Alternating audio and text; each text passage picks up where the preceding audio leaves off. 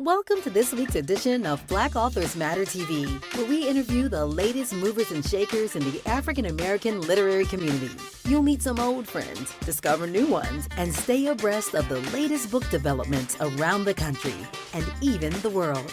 So sit back and relax for the next 2 hours with Black Authors Matter TV co-hosts Gwen Richardson and Dr. Rhonda Lawson.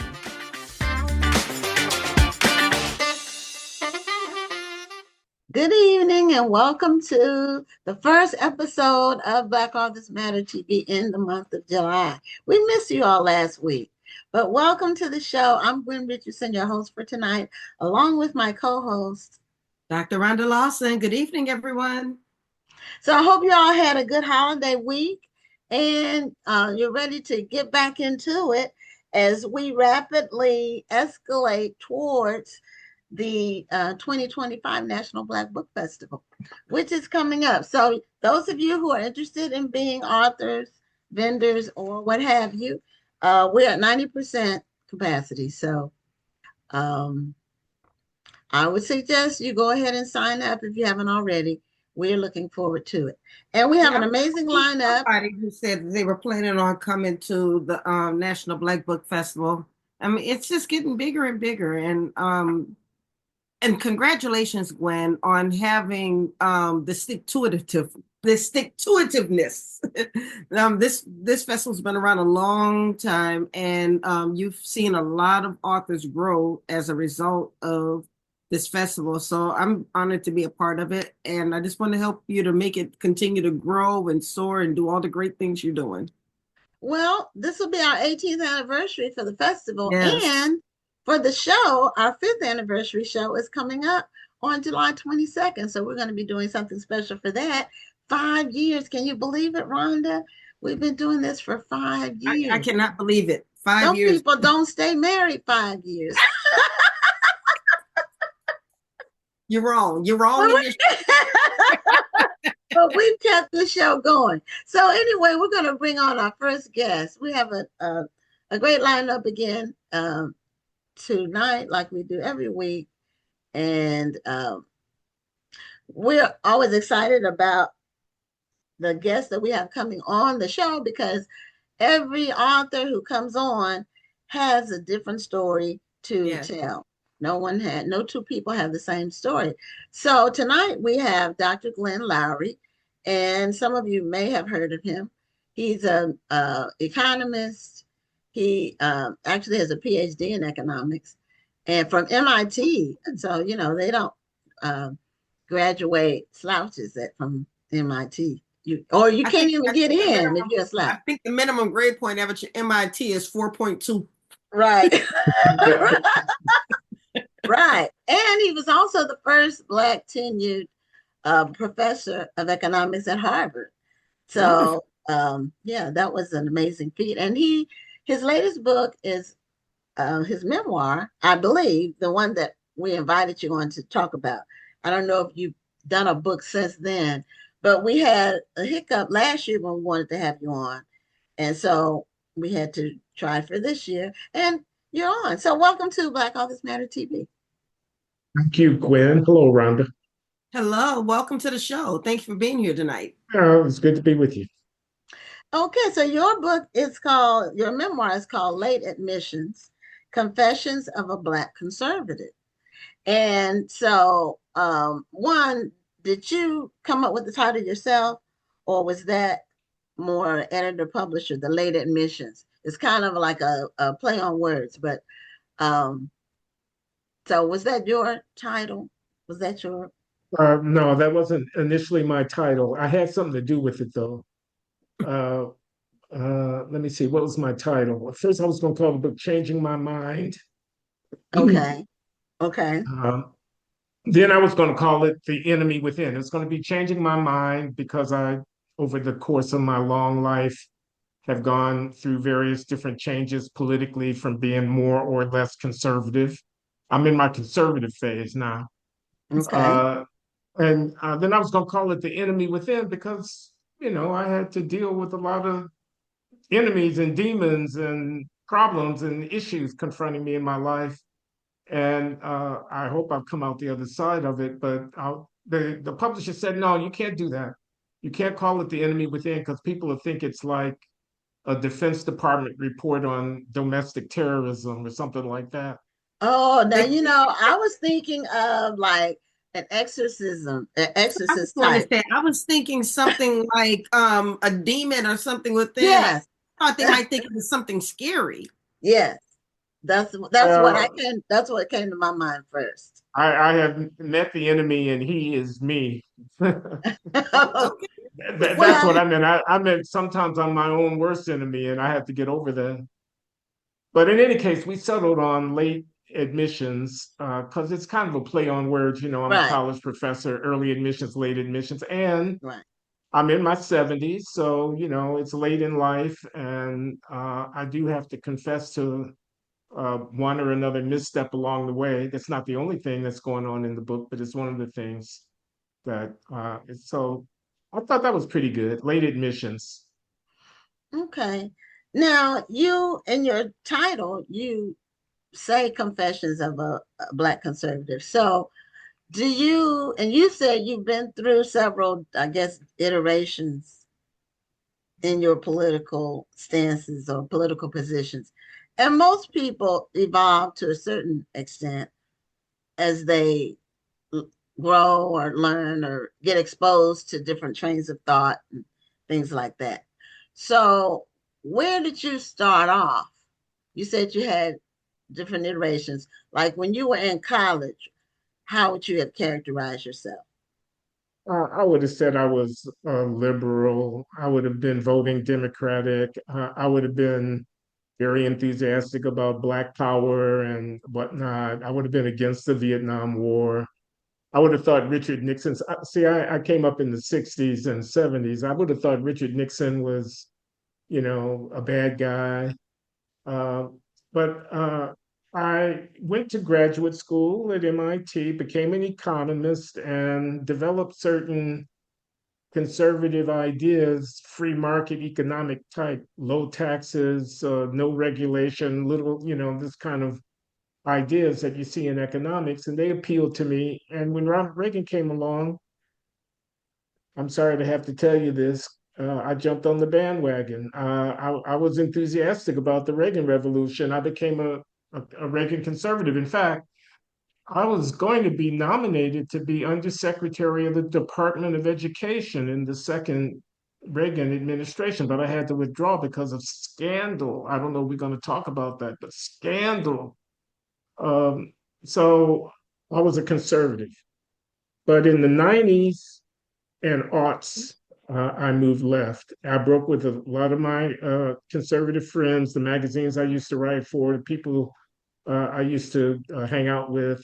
I criticized their books, Charles Murray, Dinesh D'Souza. I don't know if these names mean anything to anybody, but these are conservative intellectuals who I was friendly with and then became unfriendly with. And started, I wrote a book that was published in 2008 called Race, Incarceration, and American Values. And it was all about mass incarceration. And I published another book called The Anatomy of Racial Inequality, where I developed my ideas and I tried to defend anti-racist policies. And I became, I'm not going to say a leftist, but I became much more liberal. Um, but I've moved back somewhat. I mean, people can look at my stuff. Um, I'm a fellow at the Hoover Institution at Stanford University, which is a well-known conservative think tank. Uh, and I've been very critical of some of the anti-racist. I was not a big fan of Ta-Nehisi Coates, although I must say I like his most recent book, The Message. I don't know if y'all have had him on, but you should if you can get him because he's a very interesting guy. But I was a critic of his book Between the World and Me, which was a huge bestseller. Everybody loved it. I had my issues with it. Um, and I've written against reparations and I've written against affirmative action in recent years. So that's why I think a lot of people call me conservative. But I'm, God's not finished with me yet. I'm still evolving and growing, I hope, and learning, I hope. Well, Now, it's 2000. interesting. Oh, go ahead, Rhonda, because You I say can that. hold my question. Okay, I was just going to say it's interesting that you say that. I'm a registered Democrat, even though I think I lean more toward independent. However, I have had people tell me, and I think it's probably because of the nature of what I do in my day job. Many people think that I'm a conservative. I just don't jump on the bandwagon of everything that Yeah. so-called leftists are jumping on, or so-called liberals are jumping on, and I like to look at the full story. Um, but what I've noticed, and like I said, it could be just the nature of where I work, and we could talk about that another time.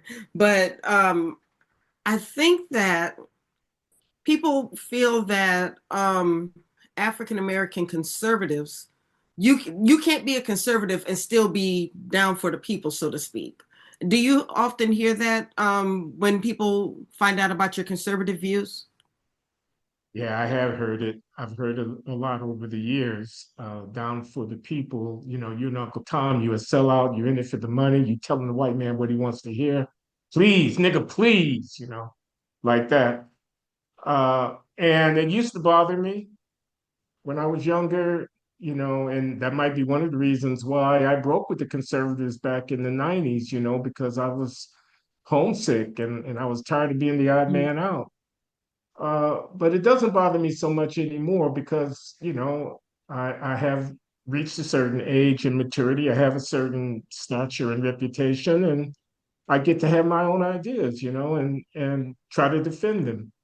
And my conservatism isn't all about Republicans and Democrats. Some of it is about, well, I was a born again Christian for a long time in my life, from the late 80s until the early aughts.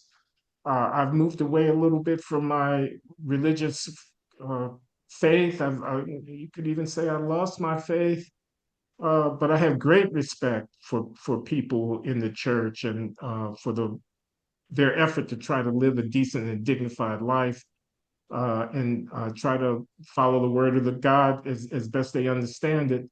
I have great respect for that. That makes me somewhat conservative on cultural issues, I think. And also on the racial inequality issues, I'm one of those people who says, yeah, I know that there's racism and discrimination. It's always going to be like that to a certain extent. I'm tired of asking, pardon me, the white man. I'm tired of asking. I'm tired of going around with my hand out. It's time for us. This is much more in keeping with the Malcolm X, a kind of Black self-help, maybe even a Booker T. Washington kind of attitude toward life. Take care of our kids, build our communities, start our businesses, start our schools if necessary. Let's get busy making lives for ourselves into the future. It's the 21st century. I don't want to look backwards. I want to, the world is fast moving. I want Black people to stand up with our shoulders back and take care of our business. And that makes me conservative in a lot of people's minds. Understood. Yeah. Understood. It sounds like you've really been through a lot of changes in terms of, people use the word, what is the word people use? It's not transformed, but it's just you, it sounds like almost like it's not, it's like a up and then down and up and then down and then up and then down, or left and then right and then left and then right. They probably need to use that uh, with your thought process. And did something happen to trigger these different changes, or was it more of an evolution? I know you mentioned Charles Murray and Dinesh D'Souza. I am familiar with both of their work. I remember when Charles Murray came out with his book, basically saying that Black people were inherently dumber than other people. Basically, he didn't use those words, but that's really what he was saying. And Dinesh D'Souza was very anti-Black for someone who, Black American, to me, his approach was Yeah. always to pile on Black people because he was a brown person. And so it was almost like he had to say, no, those people are different. Yeah. So I remember those books because I didn't read them cover to cover because I really didn't like either person. It's hard for me to read a book by somebody I don't like. And I can respect a person's position, but when I really don't like them, like just for what they I read Tim espouse, Scott's book. it's hard for me to do. What did you say? I read Tim Scott's book. Tim Scott. Well, I did The read Tim senator from Scott. South Carolina. Yes. Mhm. I have not read Yeah, that. I haven't read his book. And my position is everybody should have a right to believe whatever they choose to believe based on their own experience. And I don't have to validate somebody's position. And they don't have to validate mine. And I shouldn't have to validate my own. That's just but a lot of people I see, I think, agree with that. I yeah. don't feel, I mean, and like I said, I hear it a lot. If I don't jump on the bandwagon, all of a sudden I have to defend my views, and I don't feel that I should have to defend my views. And if I see somebody on my Facebook feed who thinks differently from me, especially if they look like me, but they think differently from me, I'm not going to put them on the defensive to try to make them defend their views. They believe what they believe. I believe what I believe. Okay, I'm okay with that. Okay. Or personal attacks. I Right. when Facebook first came out, it was more of a vehicle to where you could really actually exchange ideas without making it personal. But over time, it evolved into just personal attacks. And if you say anything that's different from the zeitgeist or just the normal train of thought, especially among Black people, then you get attacked. So I just stopped saying anything about anything because I'm not going to have to defend myself. You're not going to change my mind, especially not if you're going to attack me or call names. And Yeah. I'll give you an Exactly. example, Rhonda. You don't even know about this because the night this person was on the show, you couldn't come on. But one of our recent shows, a couple of months ago, we had an author who was white, and we have a flyer for every week with the four people. And her book was about um, people passing who were from Louisiana. She was from Louisiana. She had done a lot of research on the topic of Black people passing, and she actually had some of it in her family from way back. I thought it was an interesting topic. So she was the first guest of the night. So she was in the first position. And some people started coming at our page for having a white author as a guest. I mean, these were Black people. They were just going like nuts. I was, I blocked them, I deleted them, and I just said the heck with it because you're not gonna do that. But that's how it's become such a triggering thing. People just immediately go on attack. And it's difficult to discuss some topics with some people. I Absolutely. know that's true. Well, is So that some of what you discuss in your book? yeah, that's what I was. What? I'm sorry, say it again. I'm wondering, some of the things that you discuss in your book, are do you discuss similar experiences in your book? Well, my book starts out with me being a kid growing up in Chicago. It talks about my family, my mother, my father, my sister, my cousins, my auntie. I grew up in my auntie's house. She had a big, beautiful house, and my mother was a Rolling Stone. Wherever she laid her hat was her home. So Your auntie took mama us. was a Rolling Stone. Yeah, That's yeah. that's different.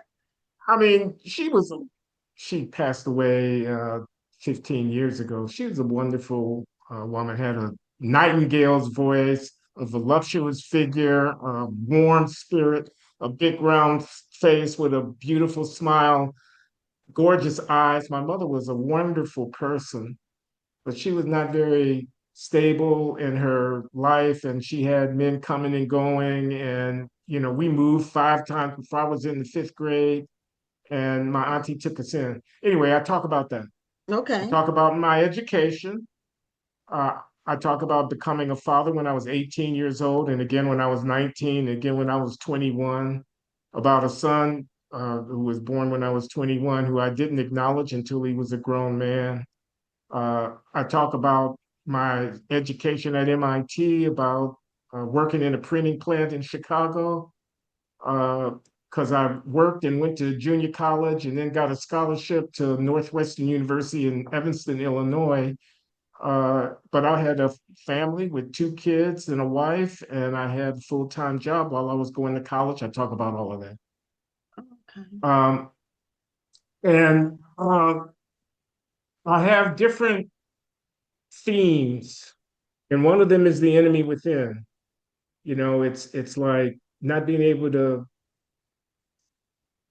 resist temptation and getting myself into all kinds of complicated situations. It's like being afraid that I was going to fail in my job and cutting corners and taking the easy way out. I want people to read the book, so I don't want to go into too much detail about it. It's like, uh, becoming a cocaine addict when I was in my late 30s and almost destroying myself because of my dependence on that drug. I like to smoke crack, and I was a professor at Harvard, and I was, living on both sides of the line. Uh, and I talk about that and a lot of stuff like that. I take people through all of my periods of challenge and growth. I talk about becoming a Christian, the wonderful congregation that my late wife, her name was Linda Loury, Dr. Linda Loury. I met her in graduate school, a Black woman from Baltimore who became a PhD in economics just like me. And I broke up my first marriage. And when it broke up, Linda and I met and we married. We had 2 sons. Talk about the years I spent with her, talk about not being faithful to her and all of the pain and struggle that she had to go through sticking by her man, even though, he was not doing what he was supposed to do. I talk about us growing out of that.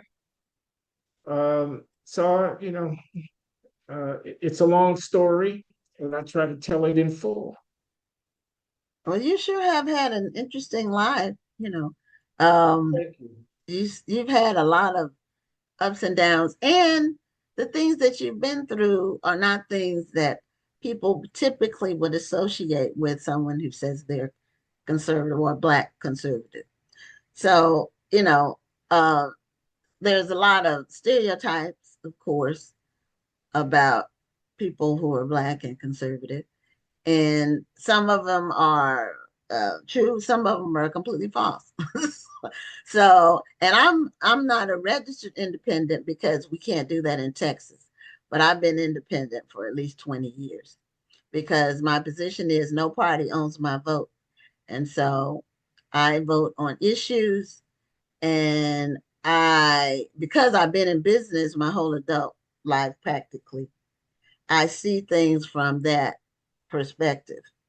Where are you in Texas, may I ask? Houston. That's my wife's hometown. My second wife, Linda, whom I mentioned, Oh, passed away. And I remarried 7 years ago to a wonderful woman called Lawan Lowry. And she's from the okay. Third Ward in Houston. And Okay. is, we go back there to visit her family frequently. Oh, okay. Well, I'm not from Houston, but I've been here a long time. I'm actually Mm, from the East Coast, from Newport News, Virginia. And mm. I went to college in Washington at Georgetown. So I ended up here years ago, uh, following a fool. That's how I got here. But anyway, these things happen, but I'm still here. And I met my true husband. I had to get to Houston to meet my true husband because that first one was just a bust. But we live and learn. See, that's like some of the things you went through. I praise God. I never was interested in drugs or anything. I never got hooked on anything.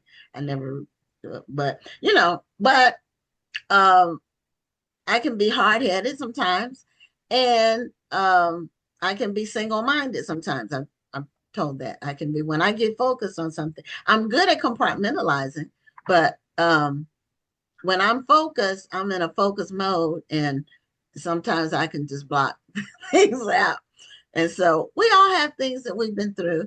And so now, what attracted you to economics? Like, You when you know, were deciding what to study, I what was a attracted math major. I was a math major in college, and I love math. I love calculus and you? algebra Okay. and trigonometry and all. I love solving those problems. I was good at it. Okay. And but I was coming along. I graduated college in 1972. Okay, a long time Okay. ago, before you were born, Gwen. Not before I was born, but thank you. Before I was born. But it was the civil rights movement. It was Black Power. It was the Vietnam. It was riots in the cities. It was, there was a lot of social upheaval. It was liberation movements in Africa and Asia. It was South Africa. It was just a time of political intensity, and I didn't want to go off to a library in a carrel in the corner somewhere solving math problems. I wanted to do something that connected with the real world. And economics offered me the opportunity to keep doing math because economics is very math intensive, but to be relevant to social issues, especially race, racism, discrimination, inequality, and so on. So I chose economics for graduate study after I finished my undergraduate degree in math. Okay. Yeah, I liked I was a business major, and I loved economics, and I liked statistics and probability. Those are some of my favorite things to talk about, because they are numbers, but they're relational numbers. Oh, I like that. I agree with that. Yeah, it's in relation, and economics, it's a science, and some people can pervert it sometimes, but uh so there's some principles that hold true all the time, like supply and demand, Yep. and those My and, favorite is there's no free lunch. well, Yeah. yeah, no, well, I taught my daughter nothing is free, which is the same Nothing thing. is free. Nothing is It's a free. very deep point. It seems like it's Yeah, a simple point, but it's a very deep point because people it think is. they can make stuff come from nowhere, and nothing comes from nowhere. No, nothing is free. And so when somebody tells you something is free, they're lying to you. Or there's a catch. It's a scam. And when people even things that the government provides that they say are free, they're not free. No, Taxpayers are paying for them. yes, ma'am. The money is That is not falling correct. out of the sky. It's not like growing on trees and you just pick the leaves. No, In the it's not army, free. they say no free chicken. No. There's That's right, there's no Ralph. there's no such thing. And a lot of times when something is considered to be free, it loses value because it is considered to be free. Do you Right. understand what I mean? It's I less do. valuable People because People want don't things they put the feel that right they have price to on work it. for. yeah. Yeah. And we had someone on the show a couple of weeks ago who had written about black capitalism, and um she was a she had a PhD from, I think hers are from Yale or Princeton. Um Mm. But we talked a lot about the whole idea of capitalism, and whether it's, some people say that it's an oxymoron. Black people being capitalist is an oxymoron. Um, but it isn't. But um, we are kind of dissuaded from pursuing that approach. Well, that's too bad because that's the way of the world. Yeah, it is too bad. And as long as we are dissuaded, we'll, in my opinion, we'll just keep spinning our wheels. Because you can't keep saying someone owes you something, even if they do owe you something, but you have to have a way to get them to give it to you or provide it for you. You have to even get them to admit that they owe it to you. That's and they may or may not do that. Then you're waiting around, waiting for somebody to admit something when you could have done 5 or 10 different things while you were waiting for somebody to admit that they owe you something. If you understand what I'm saying, I just I don't get it. But that's kind of where we are. It's like we're almost in a at a standstill in many ways. Unfortunately, Glenn, we're coming to the end, but did you ever show us your book? No, but if you hold on, I will. Hold on. Okay, yeah, you didn't. Now we don't. Our next guest hasn't logged on yet, though. Oh, okay, so we have a little That's more time. Good. yeah, that's why I had. Now I may even have to call him or text him, and because he generally has a problem with time zones. Whenever he comes on, he always has a problem with time zones. Here's Anyway, my book. okay, it's a nice picture of you on the front. That's me. That is a Okay. nice book. Mhm. It's published by W.W. Norton and Company, Norton and Yeah. Company, and you can get Okay. it at Amazon or any place else. Okay. And it's out in paperback now as well. And there's an audio book, which I I was just about to recorded. ask about audiobooks because I'm an audiobook girly. So There's an audio book. Okay. okay, And good your because voice I is listen on to it. the books while It's I my walk. voice. I spent Okay. 3 whole days in a booth reading my book into a microphone. Oh. How So did that feel reading your own work? weird. It felt good though. I was very proud. I said, "Oh man, he put that very well, didn't he?"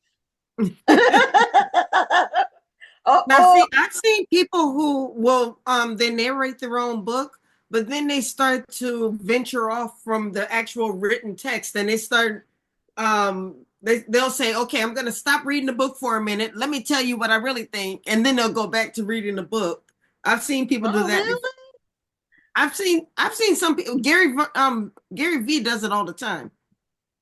Well, Okay. no, this was a contract with an audiobook publisher. They had a very strict protocol, and if Good. I deviated from the text, guy in the other side of the booth would stop and back up the tape and ask me to repeat myself. Oh, okay. So it was strict. Now, Yeah, there was no way out. so I want to ask you a little bit about because our next guest is late. If you don't mind going a little bit over on the time. No, I got a little bit of time. I didn't eat dinner yet. It's 8:30 over here on the East Coast, so I hope you don't keep me too late. Yeah, And I'm Oh, my on the lovely East too, so I understand. Houston-born wife is waiting for me. oh, okay. Okay. Um, when you got into teaching economics uh, at the university level, do you teach at the graduate level or undergraduate level or both? Both, Okay. both. So in teaching economics, how do you find the students in terms of their point of view in today's world regarding economics? If you understand what I'm saying. Well, Because I've today's been world at is Brown. different from the 70s or I've been even the here. 80s. Yeah, I was just going to say I've been here at Brown University for a while since 2005, so that's 20 years. Okay. And the students are uh, very ambitious, and a lot of them want to go into finance. They want to go into business. They want to get hired by one of the hedge funds in New York, one of the banks. Okay. Uh, they might consider Chicago or Los Angeles, but it's Ivy League, and everybody thinks they're going to be a millionaire, a billionaire, and it's hard. There are some exceptions to what I'm about to say, but it's hard to get them to take stuff that they don't see an immediate payoff from seriously. Yes. And, Hmm. you know, I have a love of the subject. I mean, I've been an economist since I was in my 20s. That's a half century. There are some classic ideas, books, things that I want people to appreciate for their own sake and not for, how they can make a buck on it. So there's that. The other thing I'll say is people don't know enough math. Uh, a lot of my students are relatively illiterate mathematically, and if I now not the graduate students, but then the graduate students are mostly foreign-born students in the places where I've been teaching. They're mostly from Asia, Latin America, Europe. Hmm. Maybe 1 in 5 of our graduate students is an American here at Brown. But the American undergraduate students are relatively illiterate in terms of sophisticated mathematical technique. Not all of them, but many of them. Do you think it's because of AI? I mean, we're No, becoming a little bit more dependent on it. no, I think it's our K through 12 education system and the emphasis that people put on advanced courses in mathematics. I'm not talking about algebra and whatnot. I'm talking about calculus and differential equations and functional analysis and things of this kind. And at the frontier of theoretical and statistical research in economics, you need to know linear algebra. You need to be comfortable with complicated mathematical manipulation. And a lot of our kids just don't have the background for that. Yes, I was going to agree with something, well, Rhonda's point of view, in that perhaps they're depending more on calculators or computers and not their minds as much for math. Yeah, okay.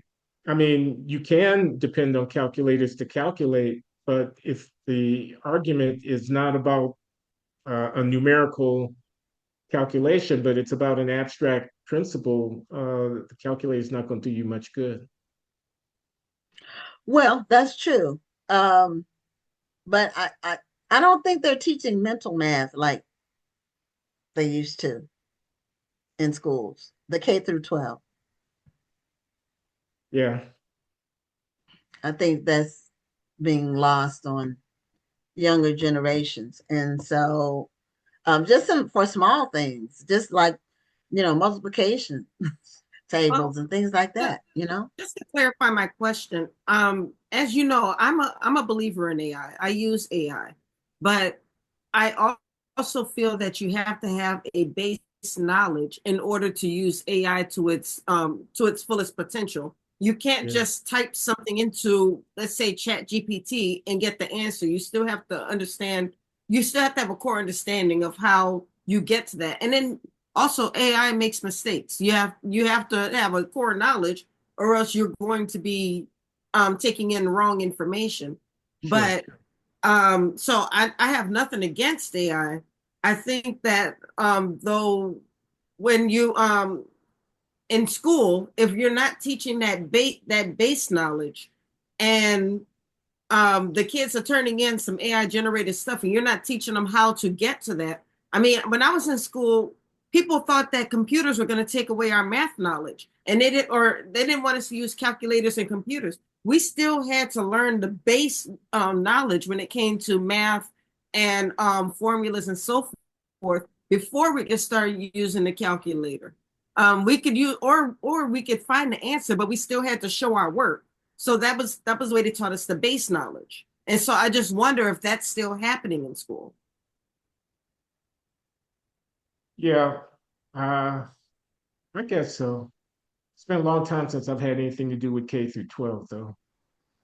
Yeah, well, it's the reports about American students and our position in the world when compared to other students in other countries tells that Pretty story. depressing. Pretty It is depressing. very depressing.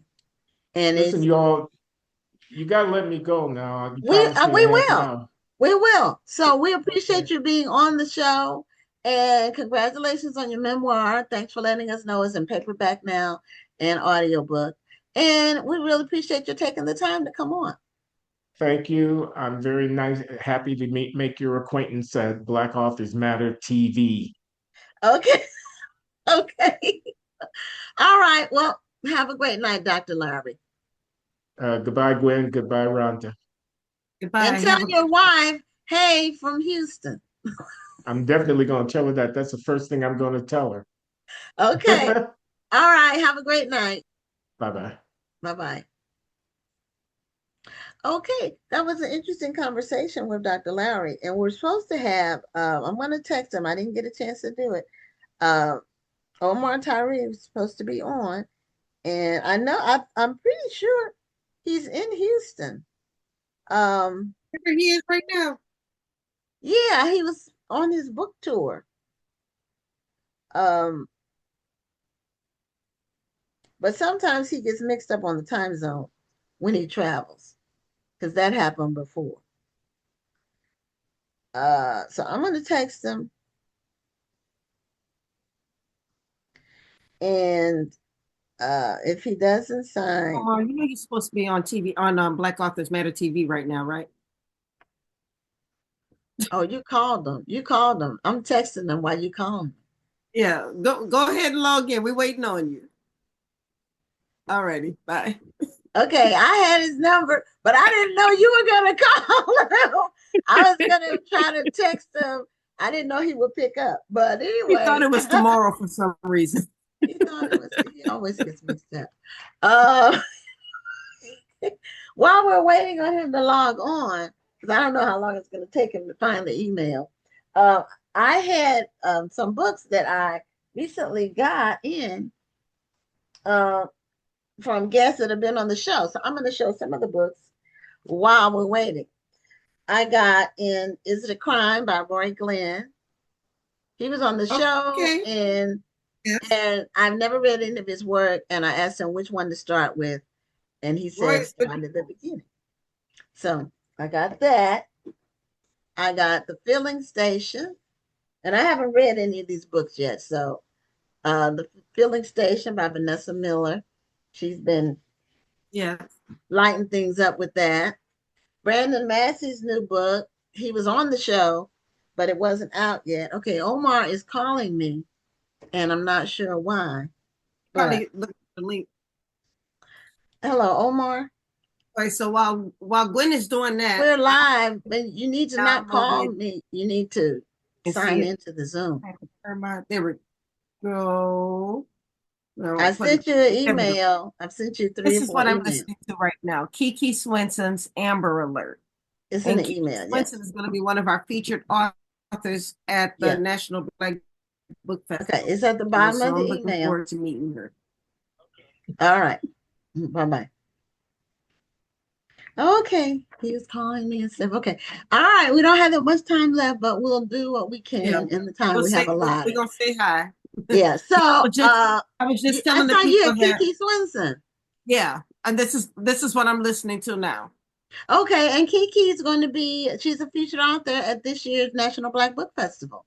So Absolutely. we just confirmed her last week. So I believe this is Omar, and I hope it's Omar. I hope Not it is. Okay, Omar. Let's unmute so we can hear you. unmute.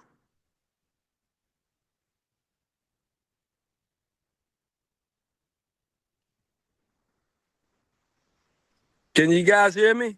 Now we can. Now where are you? I see. Is that Turn this Outback thing up. behind you? Yeah, I can hear you. I'm right outside the steakhouse in Houston. Okay, that's what I thought. Is that Outback? Westmeister. Westheimer? Are you on Westheimer? Yeah, Westmeister or whatever that is. No, it's Off of Sam Westheimer. Houston.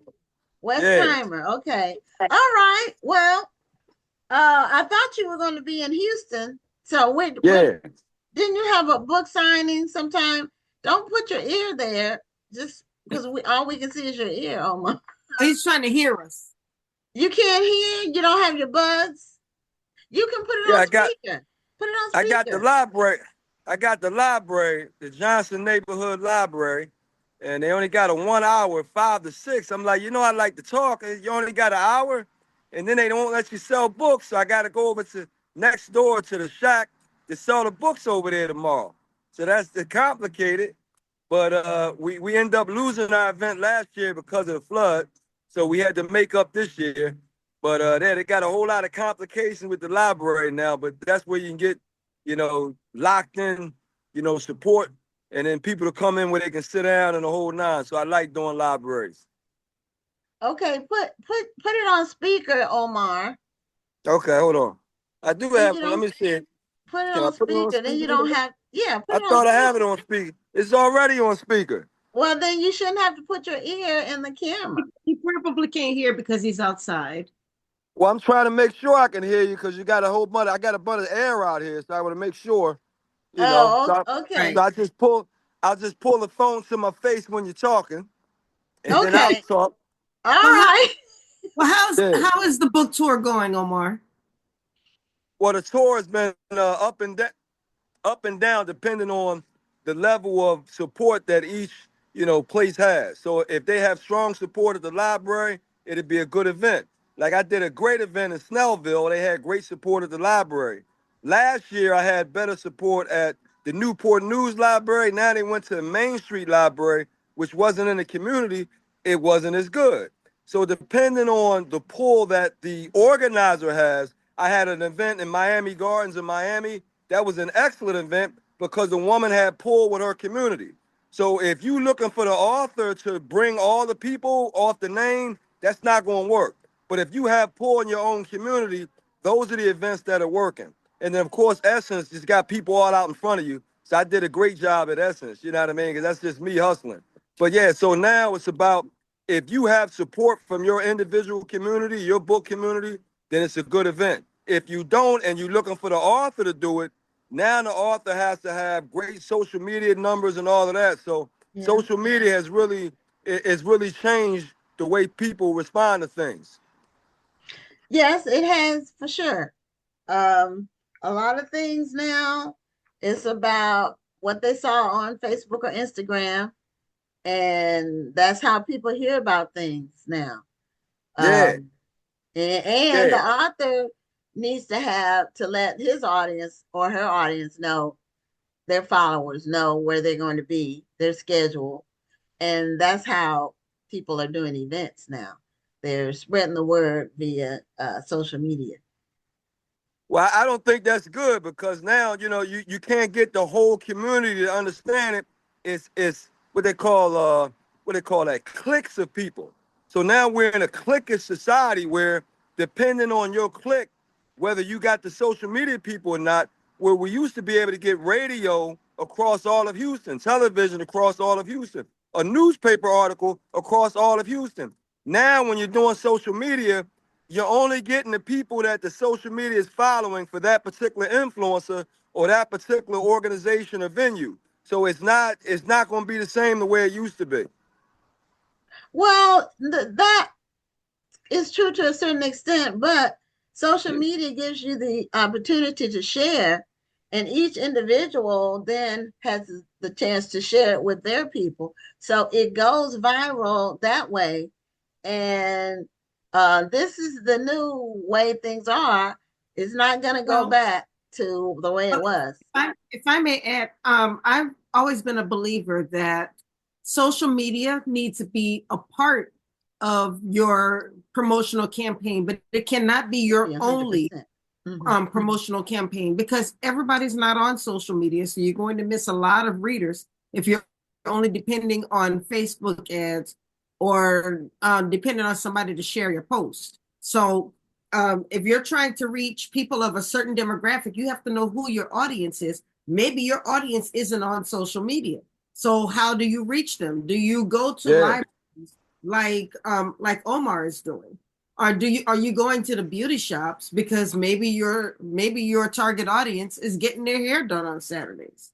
But Well, see that, but that's the thing though, Ron. When you talk about a target audience, I've never liked that target audience situation because you don't know who's going to read your book. You don't care. You just want readers. So when you start targeting an audience, then it's like, okay, who am I writing this for? Who is it? I don't really write that way. I'm trying to write to capture everybody. You know, it's not going to capture everybody. But when you start breaking it down like that, are you really trying to capture as many people as possible when you say a target audience? So I mean, well, I've never liked that target audience well, thing. I get it, but if you think about, for instance, there is a huge contingent of African American women who have been buying your books for years.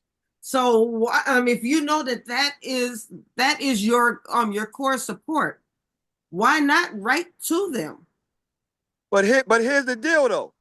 If I'm trying to go after younger girls to read Fly Girl, which is a younger book, my audience already read it.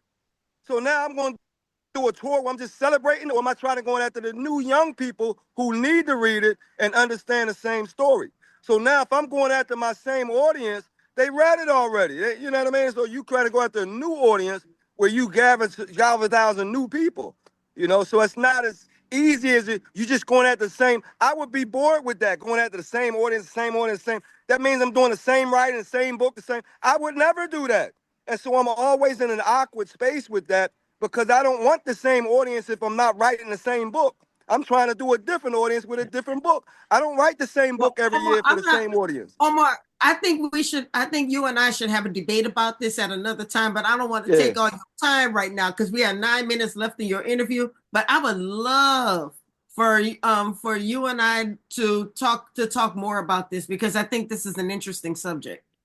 Yeah. Okay. Well, tell us about the books you're promoting. Well, we talking about Fly Girl again. It's Fly Girl's back out, and then we got the sequel For the Love of Money, and we got the trilogy Boss Lady. So I call it the elevation and the evolution of the American black woman because I took a girl from age 6 to about 37. And she was the same aggressive character, and she did a lot of aggressive things with her feminism. And then at the end of her story in Boss Lady, she's unmarried with no kids because no dude qualifies for her now.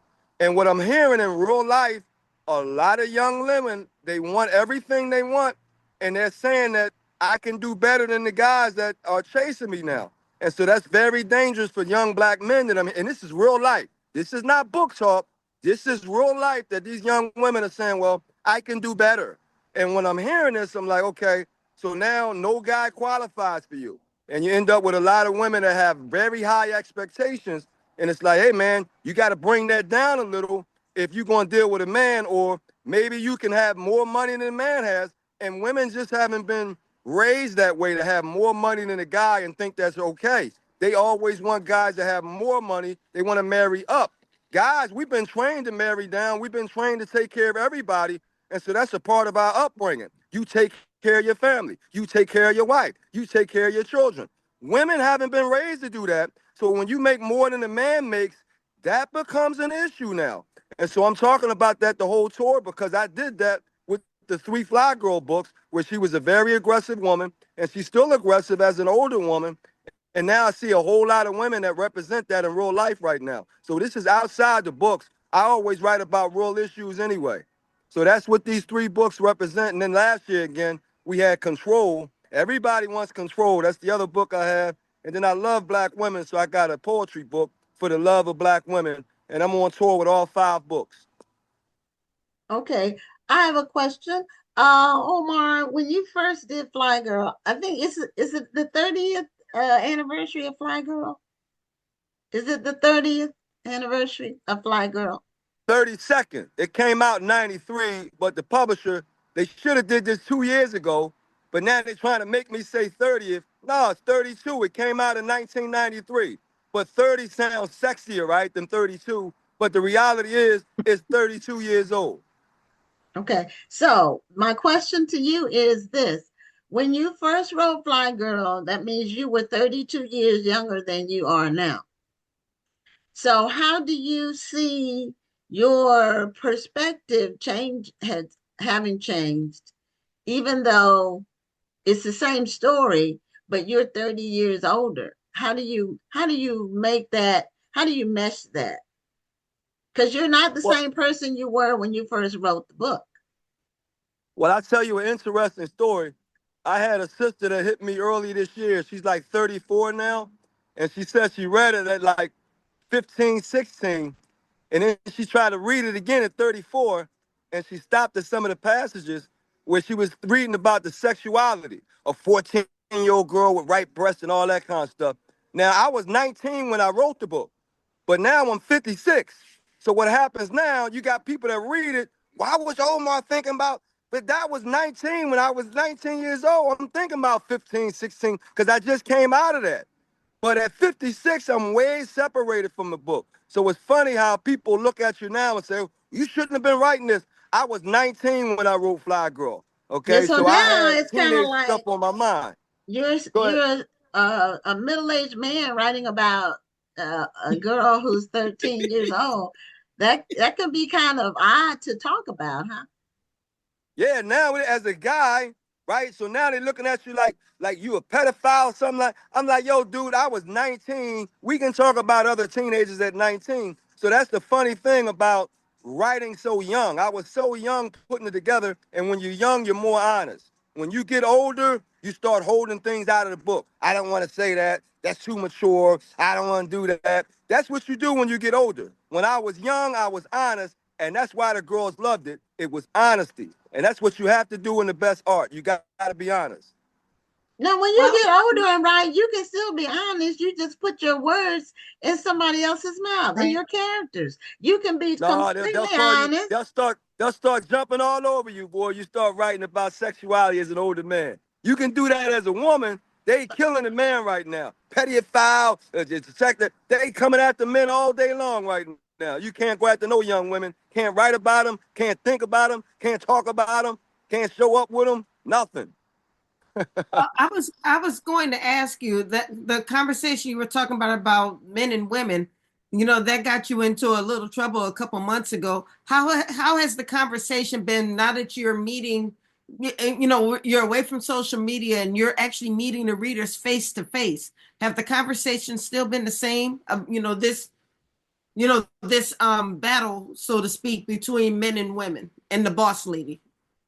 Mature women have never had a problem with what I said the first time. But when you're on social media, they got this clique thing, they got this group thing. So they like to do that in a group, in a clique, younger women trying to find something to beef at. But on tour, all the grown women, they understand it. They're like, yeah, Omar, I picked my career over the goo. Yeah, Omar, I went through this. Yeah, Omar. So they understand. They grown women that went through it. Like, yeah, I wanted more out of this. I wanted less out of that. I didn't like this man. And then I'm breaking down 3 levels of energy for men, 4 types of men. So I got a lot more details on tour. This ain't me on a podcast. Now I can break things down, and they've been loving it. We've been having great conversations. And Miami, we had a great conversation. And Atlanta, we had a great conversation. What's that? What's that name of that? Newport News, we had a great conversation in DC. So I'm having great conversations. You got to understand social Oh media yeah, now I is forgot like you this. snuck into DC and didn't tell me.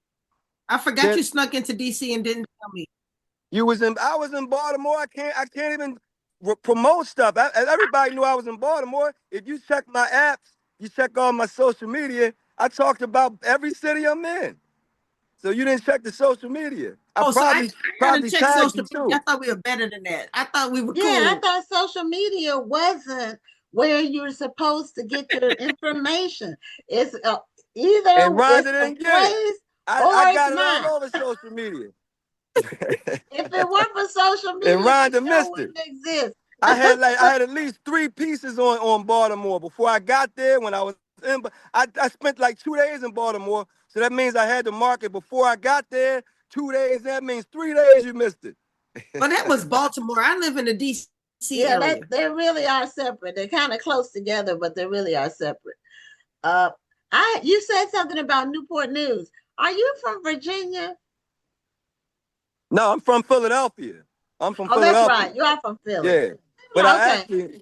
I Okay. started my book career in Newport News. Though they had a guy Khalif Khalifa, and he had Your Black Books Guide, a distributor, and Shahrazad Ali. She was Oh yeah, distributed I out of there, and he remember had a whole Shahrazad. bunch of people. Yeah, when we had the store, we used to sell her books. But I'm from Newport News. That's why I asked you. Yeah, I started in that area promoting and putting books out, distributing, but I'm from Philadelphia. Okay. Okay. Yeah. Yeah. So, where are you going next, Omar? Where you headed? I got Dallas, Texas, then I got Oklahoma City, Then I got Memphis. Then I got St. Louis. Then I got Chicago. Then I got Indiana. Then I got Southfield, Michigan. Then I got Cleveland. Then I got Columbus. Then I go back home to wash my clothes and regroup. Then I fly out to Oakland on the 24th. I got Oakland. Then I drive down to Los Angeles. Then I got Phoenix. And that's the end of the tour on the West Coast. Nice. Oh, well, Oakland is a good spot too. A lot of readers in Oakland. Yeah, Phoenix is going to be a good one. The Phoenix, they doing a whole lot of work. We got 2 days in Phoenix, the 29th of July and the 30th. And then after that, all of August, I'm going to be looking for other standalone events to do all over the country and just keep working it. okay. Now you are in our final 1 minute that we have left. You're doing something with film or music, or you have an entertainment arm that you're working with. Yeah, I've always dealt with music. Jill Scott was in the poetry clubs in the 90s when I was in the same poetry clubs in Philadelphia. So we've always dabbled with music. And of course, I want to get it in film. But those entities cost a lot more money to market. So I'm trying to figure that out. Of course, with music, I'm just doing soundtracks from other young people that's connected to, the projects that I'm working on. And in film, definitely I'm writing film. I'm going to have to produce, direct, cast, all of that, because you have to have your own money to do it the way you want to do it. Otherwise, it may never get done. And so I'm working on getting movie finance so I can do my own projects, because I got a whole lot of projects to do. And if you don't have the money to do it yourself, they may never do it, because they always got excuses as to why they don't want to do it, why they're not doing it now, other projects, how much it costs. So you always have to try and get your own capital to get it started. And I'm working on that right now. Okay, well, good luck on the rest of your tour. It sounds like you're going lots and lots of places, and I hope you have good audiences and good turnouts at every location. Yeah, I got a whole lot of energy, old school, to keep doing this, but this might be the last time I do this in this way, because I got to have bigger muscle with marketing, got to have bigger representation, and got to have more people know about what you're doing. And so, yeah, this is the last time where I'm doing it, what they call it, guerrilla style, guerrilla marketing. Yeah. After this, I got to get bigger capital. I got to get bigger. There's no way around it. Otherwise, the bigger ideas that I have, they're going to fall on deaf ears. So you got to get a bigger net to get bigger people. As they say with the Jaws thing, time to get a bigger boat. So I definitely need a bigger boat for what I'm doing. Okay, well, take care. Good to see you again, and all the Thank you, best on guys. the I'm rest going of here your and tour. finish off this Outback Steakhouse in Houston, Texas. I see y'all tomorrow at the library. That's the Johnson's Library neighborhood, 5 to 6. Okay, have a great All right. night. Thank you, guys. Okay, well, that's the incomparable Omar Tyree. He's one of a kind. Great way to put it. Yeah. Okay, so our next guest is a best-selling romance author, and her name is Natasha Bishop, and she is joining us from Maryland, your neck of the woods, I believe, Rhonda. But Natasha, welcome to Black Authors Matter TV. Hey, thanks for having me. Thank you for being here. So you're in Joppa, Maryland? Yeah, I just moved here. I'm from Baltimore, but just moved to Joppa last year. So yeah. Okay, so I don't know how close you are to Akakeek. That's where Rhonda is, but you're all in a similar neck of the woods. What was the area again? I missed it. Akakeek. It's right outside of Waldorf. Okay. I have some family in Waldorf. Oh, okay. Yeah, Maryland's not we need that to big, meet up and meet. We're right by each other. Okay, period. We need to. Yeah, Yes. now you are a romance author. So this is something romance authors write a lot of books. They tend to write a book every month or every other month. I A wish. lot of them do. A lot of them do. I wish I could write that fast. I really do. So how many books do you have um under your So belt? yeah, so I have four out right now. Okay. The fifth one is almost done. We're in the editing process right now. Nice. But yeah, I'm a hybrid author, so I started self-published, Okay. published all four of my books myself, and then Only for the Week, my latest book, was picked up traditionally and republished. So now the Oh, first two books of that series will be with Zando slash Slow Burn. okay. Yeah. Only Yeah. for the week. That cover is making its rounds. Mm. That book has had a few covers, but Oh, okay. it's making its rounds. Yeah, I love how that cover came out. Yeah. And so what do you like? What's your lane? Do you have a particular theme that you like to write about? Or do you have what are your romance tropes that you use Yeah, for your books? I I don't have a specific trope that I particularly like. I like to expand. I'm more like a character person. It's all about the characters in the book and what their story is. I don't come up with tropes ahead of time. But one thing that you're always going to find in my books is found family, that idea of like your chosen family that you want to be a part of your life that may not be the ones that you were born with. I think that's a big part of my personal life, so I always include it in my books. Okay. Do you have a copy of Only for the Week handy? I do. One second. Okay, because I want people to, because I know a lot of the audience has seen this book cover online because it's really made its rounds. And put it Um, closer to, yeah, put it closer to you like that. yeah, there Mm. we go. There's my Yeah. cover. Now, where's the setting for this book, for this story? So it's set in Tulum, Mexico. And it's so all of the characters are from Baltimore. My first series was set in Texas. I don't know why. I don't know why. They just told me that's where they live. Very confused. Okay, But where in in Texas? Because that's where I Austin, am. Texas. Austin. Okay, Austin's different from where I am, but it's all Yeah, Texas. and I had never been when I started writing this Oh, this you had series. never been to Texas and you're writing about Texas? That's Yeah. interesting. Okay, that is interesting. It was a Well, lot of research required, but I was just about to ask how did you embrace writing or setting a story in a city yeah. where you've never been? So what type of research did you do? And then how were you able to make it sound like the people actually live there, not like you just hmm looked at a bunch of, because I'm from New Orleans and I can hmm tell when people who are not from New Orleans try to set their stories in New Orleans Yeah. because they'll make Yeah. it seem like all we do is go to Cafe Du Monde for breakfast. Ain't nobody doing that. And we spend all our time in the French Quarter. We ain't doing that. So Mm-mm. how do you balance your story to make it feel like authentic and not just Yeah. you find a bunch of tourist stuff and you wanted to throw it in the book? Yeah, exactly. And that was important for me. I like the research part of things. I oftentimes will write about things that I don't know about. So I like the research part. So I was researching specifically areas in Austin. I like to do a combination of things that already exist, but also adding fictional things to it. One of my characters owns a bar that doesn't really exist in Austin, so I had to kind of plant it in the city.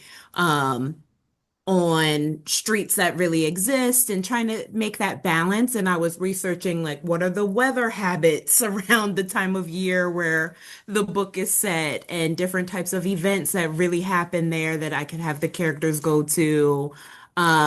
Things like that. The character in my first book, Lincoln, he's a firefighter, and I did a lot of research specifically on the real Austin Fire Department Yes. and how they do their training and different programs that they have and incorporated that in the book. So all the research for this area that I had never been to. Um, and with this book in this series, they're from Baltimore, and so the rest of the books will take place there. But in this one, they're at a destination wedding in Tulum, which I've also never been to. Okay. Have you been to Mexico at least? I've been to Mexico, just Okay. not Tulum. Okay. That's on the list, though. I really do want to go. Okay. So a lot of research went into that too. Activities that you could do, the distance, even the distance from the airport, the closest airport to where they could be, what resort they could be in. Um, I included some real things. There's a Black-owned business called Highly Catered that I do utilize in the book, just to kind of add that realism to it. But they are at the main character, Janelle's sister's destination wedding, but her sister's marrying her ex-boyfriend. So there's a lot of drama to be found. Okay. Her sister is marrying the other sister's Mm. ex-boyfriend. Mm-hmm. Oh, okay. Mm-hmm. Okay. Yeah, Yeah. that sounds like drama. Yeah, it does. Mm-hmm. It It does. sets the stage for some drama, yeah, definitely. Yeah. And the man that she ends up with is the best man, aka her ex's best friend. Mm. Okay. Yeah. Now, what made you decide, you know what? I'm gonna write a romance novel. Um, so I've been writing for as long as I can remember, just random things. I used to write poems, short stories. I used to try my hand at script writing, things like that. But it was never something I pursued as a career. I was always like, I got people to take care of. I can't take a risk on an artistic career. So I went the business route, went to college for business, got a job in corporate America. And then COVID happened, and I had so much free time that I really wanted to pursue this hobby that's always been there. And for me, I think romance just made the most sense. For me, the biggest genres that I read are romance and also thrillers. So it was going to be one or the other. And romance just felt like I wanted to represent. I think you can represent so many different things within the romance genre. And I just wanted to tell the stories of Black love. There's nothing wrong with celebrating Black love. I mean, especially in a day and age right now where um, there there's so much trending on the Mm. negativity of relationships. Um, Mm-hmm. right now it's um, kind of what we were talking about with Omar Tyree a little while ago, where women feel like because they make more money than the man and the man is not worthy. And then you see Mm. all of these, we were laughing about this the other day where it's a thing on social media now where women don't want to go on a date with the man and then the man pays with a Cash App card. That's giving broke. Well, So the man pays should be, I exactly, the mean, man paid, if you ate. he's paying, it's not really in your lane to even care as long as it's legit. Like Exactly. now, But if he that's was the stuff paying with the stolen that's the cash, stuff that's trending right now. And then the list of everything that the man cannot be. There's a long list. And now then the men came back with a long list of everything that the woman can't be. She Oh can't have my more God. than one baby daddy. She can't do this. She can't do that. So Mm. now there's this battle going on. So I say all of that to say it's nice when we just celebrate Black love, Yeah. when you can let your guards down just long enough to say I love you and I care about you and Mm-hmm. I'm going to pursue you. Right. And even through the hard times, I think a lot of people look down on Black romance, the trauma of it all, which you're gonna find that in any romance. I don't care what it is because you're writing about human beings, so everybody comes from some sort of emotional trauma, some sort of pain point. It's about finding yourself within that and then finding that vulnerability or that capability to be vulnerable with someone else, and growing together. So. It doesn't have to be an easy story, but it's a real story. Yes, absolutely. Yeah. yeah, and we hear that from a lot of the romance authors that we have on that they just want to write about Black love. And I just want to co-sign what Rhonda said. What I see are women who have a long list of the things that the guy has to have. Like it's a Right. long list. And I tell them, look, you need to put 3 things that are a no-go, a non-starter. The 3 things either he has to have, preferably that he has to have, or 3 things that he can't have. Now, Right. let me just caveat with this too, though. Okay. Let me caveat with this. Okay. Even though I do think it's silly to have these long lists of why somebody doesn't qualify for you, there are a couple of things. Number one, I tell men all the time, if this woman wants all of this, that might mean that you just don't qualify for her. Go for somebody else. You are not in her target audience. You can't get mad because you're not in her target audience. Right. That's the first part. The second part is if you do want somebody, if you do want this person and you know you're not in her target audience, you cannot bully her into lowering her standards. Why not just step up so you can be in her target audience? Exactly. Yeah. So, I mean, it's a little bit of a balance. Yeah, your standards can't be so high that nobody can ever reach them. But at the same time, if you know that this is the woman that you want and this is what she wants, then step up and do what you need to do to be a part of that. Don't just sit in your squander and then get mad because she doesn't want to come down to the squander too. Exactly. Okay, I have a different point of view on it, but anyway, I think, okay, some of the things are like, if the list is too long of specific things. Yeah, I agree. Okay, from the female point of view, I'm telling you, you're not going to find this person. They're not human. This is not, he's not a machine. When you got 20 things, the likelihood, and you know, I told you, one of my favorite courses is statistics and probability. The likelihood of any person, well, one, that somebody would have all 20. 2, that you Ain't nobody gonna have all 20. 2, that you would meet them. It's not gonna happen. I think it's okay to have the list. You know, I think you just need to know what you're willing to compromise on and what you're not. Yeah. And I think on the other side of that, like, you gotta compromise on something. Yeah, right. everybody. Yeah, you need to know what you're about willing give to and take. compromise on and what you're not, and stand 10 toes down on that. And on the other side, if you can't meet what's being requested, don't waste their time. Get out of here. Go Well, find and here's somebody the other thing. The in woman your should league. not give the man the list. The list is for her, not for him. He has to already be those things.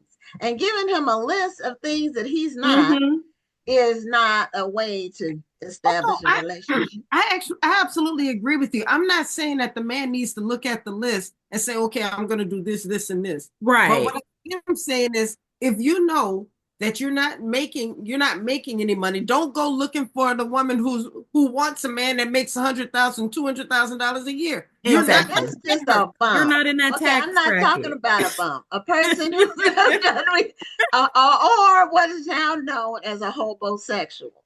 So if y'all don't know what that is, go look it up on TikTok or look it up when we get off of this show. There is a thing. But I think you don't even have to show the man the list. I think the man who wants to don't show the man don't show the man the list. So that's what I'm saying. You were saying he didn't qualify. He looked at it and he saw he wasn't those things. He should never even know about your list. I think he'll be able to figure it out by that's if he's for you pursuing you. He's out. going to be able to know who you are and what you want. And if you can provide those things, great. But if you can't provide those things, don't waste our time. Natasha, you need to write a story about that. Write a little romance about that would be a good book. And I don't write romance, but I might do something on this. About a hobosexual? No. But the homosexual who stepped up. Yes, you all go on YouTube or I don't know, but I know it's on Facebook, Instagram, on TikTok. Go on there, type it in. You'll see the videos. These are men who are telling other men how to be basically bums. Oh my gosh! And live on a woman. Live on a woman. That's a thing now. Men, some low down, trifling men are looking for women they can live off of. Hmm. It's horrible, and shame on them. But women need to be discerning, and I believe in. And I don't know. I know people are meeting online now, so it's Hmm. different. But there's no substitute for meeting a person and getting a vibe or love connection or feeling about the person. I don't think the online can substitute for that. Well, I don't Natasha, know because oh, go people ahead. fool you in real life. They You can do, meet they a do, but serial they killer can in the lie a grocery lot store. more easily This is true. online. They can lie a lot. They can't lie about their height and their looks when you meet them. And then when you see them face to face, they're like a troll. So you need So funny. and I'm just saying there's no substitute for Natasha, the face to Tony face. Benita, we Anyway, did get a comment that Tony Benita said that she enjoyed only for 1 week, or excuse Oh, me, only thank for the you. week. So yeah, can it's you tell really us? selling. Love to play on words, by the way. I mean, because Yeah. when you first said it, I was thinking WEAK, but it's Oh, WEEK. So can you tell us about that story? yes. Okay. So the whole book takes place over 2 weeks' time. They're at this destination wedding. Okay. The wedding's going to be one particular week, but the week before the wedding party, the bridal party is going to be there. They're supposed to be relaxing before all the wedding festivities come. The families swarm in just to relax and be together. But Janelle, that's the main female character. Her sister is being a bridezilla, which is crazy considering she's marrying Janelle's ex, and treating Janelle so horribly. And Rome, the best man, who's always had a thing for Janelle, but he distanced himself because that was his boy's girl. But now, his boy is marrying the girl he wants sister. So he's like, all bets are off.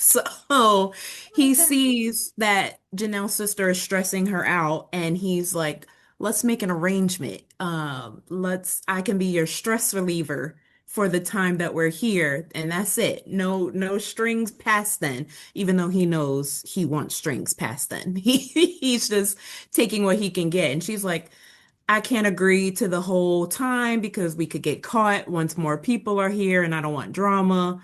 So they agree to only for the week that the bridal party is there alone to sneak around and have their little rendezvous. But that Interesting. turns into longer than that. Oh, Interesting, okay. yeah, because you can't have no strings attached. Fun. I'll just say fun. And my daughter Yeah. recently got married, so she got married June 14th. So Oh, there, yeah, so there's a newlyweds phase still. And oh, I he's a hope very y'all nice didn't young have man. drama like this book. Well, we didn't have drama. No, no. The drama that they had was some people didn't. They had a big wedding party, but Mm, not everyone adhered to what they originally had talked about when they Ooh, were planning. So mm. that created a little stress, but Yeah. not with the couple. Good. As long Not as with they're the couple. good. Everything went, and it was really, really nice and beautiful. Oh, And good. yeah, I posted some pictures of the couple. And so now I've seen I became aware of you in your book by seeing this cover everywhere. And then you were also at the Black Romance Book Fest, I believe. Were you there? Yeah, Okay. I So was there. It yeah, was a so time. yeah, it's that whole romance, um, the fan base for romance, for Mm-hmm. Black romance, is Yes. very committed. It's very loyal, Yes. and it's large. It's very large. It doesn't get a lot of credit, at least Mhm. outside of the community. It doesn't get Right. a lot of credit. If you Mhm. ask people outside of the community, they're like, Black books don't sell, Black readers don't support their authors. You look at events like Black Romance Book Fest, and you know that that's not true. They show up and they show out every time. Mhm. Um, and they support, people were standing in line for hours for the authors that they wanted to see. They were swiping those cards without looking at prices. They were there to truly support and love on the authors and each other. So the community So is they so were there for a huge. specific reason.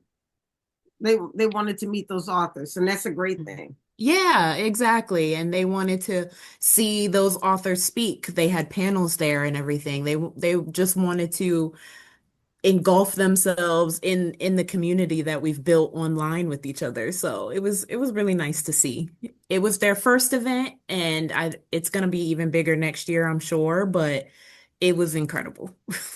Nice, Hmm. nice. Yeah, Yeah. it was they had a good social media marketing. And where Yeah, was they did a it? great job. It was in It was in Atlanta. Atlanta. Oh, okay. Yeah, that's where it's going to be next And year. we're heading to Atlanta at the beginning of next month. Yeah, we're Ooh. going to the National Book Club Conference, Rhonda and I. Oh, okay. Mhm. Very Yeah, nice. and Rhonda, we Actually, I'm might going to be try to at get the. there a couple days early because I want to go to Kenya Moore's hair spa. Oh, okay. I'll be there the Thursday. You gonna get But gone with the wind, fabulous? Yeah. Yes. I want to be the moment too. There you go. I know that's right. yeah, but we may be there next year, Rhonda, at the Romance Book Well, Fest. I guess I better hurry up and put my little romance book together then. Well, no, I meant for the show. I mean, like we did Oh, like we're okay. doing But it. I Yeah. still want to have a little romance book. I don't write Well, romance. I don't know if I can write romance because No. I don't know if I can. No, No, I'm trying my hand because here's my thing. I okay. am not a huge fan of romance only because I'm not a huge fan of the the formula for Mm, romance novels. Where okay. boy meets girl, girl Hmm. hates boy, boy hates girl, but they're drawn together. They Hmm. fall in love. Some Yes. drama happens that Yes. pulls them apart, and then they get back together at the end of the story. Ditto. Well, that's a specific trope. That, Yes, it's a very specific trope. yeah. You don't have to follow that formula. I say with romance, the only thing that we guarantee our readers is a happily ever after. That they get Yes, together at the end. I want a Yeah. happily ever after. I do. Yeah. I love a happily However ever. they get there, that's their journey. That's character specific, story specific. We don't promise you anything there. We just Okay. promise we're gonna The get you there. ending is Just trust the what you promised. process. Okay. Exactly. So they don't Okay. have to they don't have to hate each other. Okay. Now, in the 3 minutes we have left, I do. You said you went from a hybrid to getting with a traditional publisher. So, how was that like? What was that process like, and how did you go about doing that? Yeah, so I went to an event, a book signing at the Barnes and Noble in Annapolis, Maryland.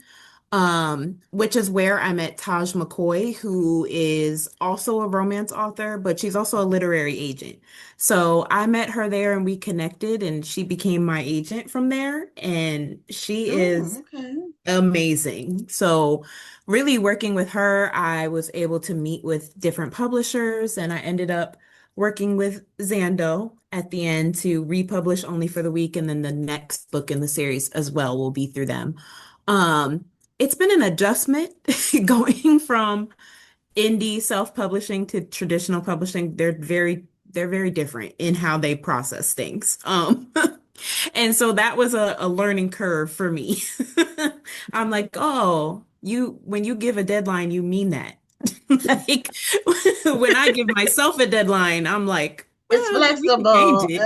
That's the Like, main thing I tell people. Everybody says they want to be traditionally published, but if you are not ready for those deadlines, if hmm you are not ready to wait your turn, because they may say your book's not going to come out for another year, and you're like, no, I want my book out or, next month. or No, longer.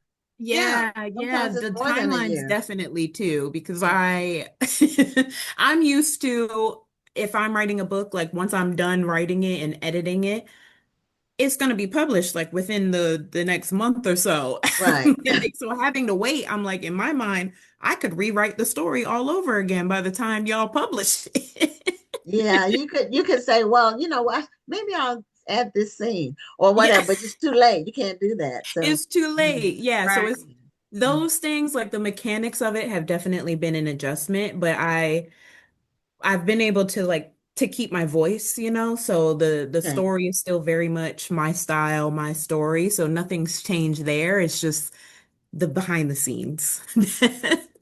Okay. Well, show us your cover one more time for your latest book, which is all over the place online. You all may have seen the cover only for Ooh, the week, and it's by Natasha Bishop.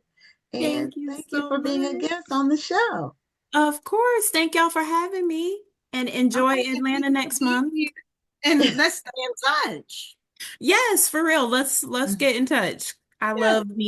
I love meeting people in my area. Since putting out only for the week, I've met so many Baltimore readers, Baltimore authors, so definitely we Great. will keep in touch. Righty. Okay. Have a great night. Thank you. Night. All right. Bye Bye. bye. Okay. We're bringing on our final guest for the night. And somebody said I like the original. I don't know what that means exactly. Oh, I like the original cover. Okay, I didn't see the original cover. So let's see. Um, our final guest is two of them. They're a writing duo, and they've both been on the show before together, and they've been on the show separately. So Pamela Samuels Young and Dwayne Alexander Smith are back with the next installment in their series. And the latest book is called Sounds Like Trouble. So, Pamela and Dwayne, welcome back to Black Authors Matter TV. Thank you, thank you. Thank you for having us always. Hello. Thank Hello. you Hello, for being and here. Dwayne, we see you in your car. Yes, I'm So, in my car. oh, and you're wearing your T-shirt though, your Black Authors Matter T-shirt. Yes. It's one of my So favorite that, t-shirts. I get a lot of reactions from this t-shirt. oh, okay, well that's good. Make sure you give them a card and tell them where they can order. Always be promoting. That's or always be selling. That's another one that people say. So you all both were writing individually. Pamela, you were writing legal mysteries. And Dwayne, I'm not sure how I would characterize your books, but I read two of them. I read 40 Acres, of course. Um, was that your first book or your breakthrough book or both? That was my first book. Oh, okay. Okay. Yeah, that one it created a lot of conversation. It was a different kind of story. And did you get optioned? Did I read that somebody optioned it, but they didn't do anything with the option? Did I Yeah, read that? it's been bouncing around for a long time. But right now it's in a good place. It's they have a lot of great producers. They have Jay-Z and the Obamas and Antoine Fuqua is going to direct it, so it's coming together nicely. Awesome. Oh, okay, great, great. What is it? Would it be Netflix or a streaming, or would it be They don't it was at Netflix for a while, but now they don't have a home for it yet. So okay? that's the next step. They have this great package and now they're just trying to find the right place for it. Okay. And Pamela, besides you all writing together, what have you been up to? Just trying to get my next book out by that I'm writing solo, and also trying to get the third book in our series kind of roughed out. And the book that I'm working on solo, because I like to deal with issues and social issues. I'm really one of the main characters suffers from bipolar disorder. And I want to sort of show how the legal system and the criminal justice system fails families when it comes to mental illness. I just have Yeah. so many friends who've gone through it with bipolar adult children, and it's so tragic what they have to go through. And then if the kid does something and hurts somebody, then it's on them. But they've been trying all along to get help with no help. I really feel bad when I see there are a lot of parents who are very brave about telling their stories, Mhm. and you see them getting hurt because they're trying to protect their child who's going through these disorders. Yeah. And sometimes these disorders can result in attacks. And the parent is trying to love the child and protect themselves at the same time, but they're also trying to protect their child. They don't want, because somebody who thinks they're helping is going to call the police or something like that. It's hard. And then you're like, you called the police. It's tough. It's a tough situation. And hi, we didn't say hi to you. Hi, Dr. Rhonda. I said hi to y'all. Y'all just didn't respond. I didn't hear it. So I'm saying it now. Yeah, I'm hearing about parents who have mental disorders and how it affects their kids. I'm hearing about that from people who've been on the show and that have written about it, or just people that I meet that talk about some of the things that they dealt with parents who were either schizophrenic or bipolar or even dealing with what you get into the end of life, dealing with the parent with dementia. And it's well, that's later on though. That's in life. That's normally toward end of life, not when you're growing up as a kid. Yeah. These are happening when they were growing up as kids, dealing with parents that were psychotic in some way. So it's a real issue, and seems like every time there's some sort of effort to address it, money gets spent, but it never gets addressed or solved. Somebody got paid, and it's not the people who need the help. Yeah, it's a never get it. Never get it. So I have one more question before we talk about the book. Pamela, are you practicing law still, or you? No. No. Okay. I have not practiced law since 2016. Okay. Even though friends call me and try to get me roped into things, and every time I do to write a letter for somebody or do something, I regret it. So now I'm just like, no, here's a number for you to call. Stay out of trouble. No. Okay. So you prefer, well, what made you not want to be a practicing lawyer? Because writing is more fun. Oh, okay. I did enjoy it for the 25 years that I did it, but I was probably not even 10 years in when I decided I had this passion for writing because of John Grisham, because John Grisham never had any Black people in his books who weren't criminals. And I kept thinking, let's have a Black lawyer. He didn't even have a female lawyer at that time. And one morning I decided to take one of my cases and pen a novel, and I knew immediately this is what I should be doing. And I thought I was going to just write a book. Oprah was going to call me and it was just going to all be smooth sailing. That has everybody thinks that in the beginning. You sure do. So you're not so easy. Think it's so easy. But you know what? It's made me tough, and it's made me who I am today. So yeah, I'm thinking when you said that about John Grisham, and I read a lot of his books. I had read like all of them up to a certain point, and then they started to. He went through a period where they were kind of, off the rails or whatever. Yeah, but he did have Black characters. They were defendants. They weren't lawyers. No, they weren't lawyers. You had the one with the jury, where the Black woman on the jury, but no, I wanted a lawyer. You wanted a lawyer, okay? Yeah, I was a lawyer. He did have a common thread that he did have Black people. So but they were not every book does that. Defendants were African American. You are right. He didn't have any lawyers, but he did. And all of his books in Mississippi set in Mississippi. A lot of them are. I think that's where he is. That's where he is. And A Time to Kill was like, I don't know if that was his first book, but that was the one that got made into a movie first.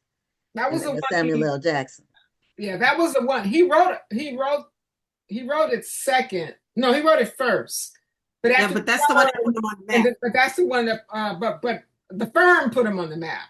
Right. Yeah. Mm-hmm. Yeah, that's true. The firm put him on the map. You're right. It did. And I don't think there were any Black people in the firm. Anyway. So tell us about Sounds Like Trouble. And do you have a copy of the book? Yes. I'm not going to ask Dwayne since he's in his car. Dwayne's in charge of giving the elevator pitch for the book because he's very good at that. Okay. Oh my God. No pressure. No pressure at all. Okay. So Dwayne, what is the book about? Well, it's a continuation from book one, which is Sounds Like a Plan, where Okay. our two heroes, our two protagonists, they get involved in a new case. And that case is based on kind of a trope that we see in a lot of crime dramas where there will be like a big crime boss and somebody's blackmailing the crime boss by saying like, if something happens to me, there's a file that's going to go to the police. You know, you've seen that a million times in movies. So in Mm-hmm. our book, there's a big crime boss and somebody's doing that to him. So he hires our heroes to find that file. Find that file. So that kind of thing. And, you know, it's basically a offer they can't refuse because if they don't find it, they're going to be in trouble also. So that's kind of what it's about. And then there's other stuff. There's Jackson and Mackenzie also just trying to get along. And they start a new firm together. So like it's the growing pains of the new firm working together side by side, not agreeing on anything. It's all that banter back and forth. And then there's also the romantic angle, the will they, won't they kind of dynamic going on. So it's all that in there too. It's very fun. It's a very fun, bouncy, rollicking kind of a story. Good job. Sounds like there are a lot of layers in the story. Yes. Yes. We So try. are they both single? Yes. Are both characters single? Yes. Okay. So them potentially getting together is not breaking up a family. No, we don't believe in adultery. Unless somebody's gonna get murdered or something. Well, Jackson's divorced. So, but yeah, It's still single. It's single. Yeah, he's single. He's single. Yeah. Yeah.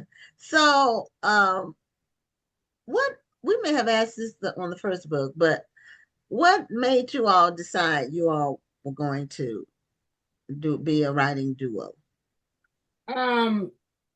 Dwayne called me with a really great idea, which I thought sounds like a plan. And when he laid out the plot to me, I really thought, I saw it. I thought it really worked well, and we agreed that he would write the male POV, I would write the female, and so he outlined the whole thing, and so sent it to me. We made some minor changes, and then he would write a chapter, send it to me. I would feed off of it, use the outline, sometimes not exactly as he wanted me to, which caused issues, but we got over them. And then I'd write a chapter, send it back. And so we went back and forth through the whole book, and it was really a kind of a fast process because you're really only writing half a book, and so that's true. It was a fun process. Let's talk a bit about the challenges because when you're writing a co-writing a book, so to speak, you have one style of writing. Dwayne may have another style of writing. And yes, he's doing his part, you're doing your part, but have there ever been times where you might have seen his part, or he might have seen your part and say, can we fix this part, or can we talk a bit about this scene, or how did that process go?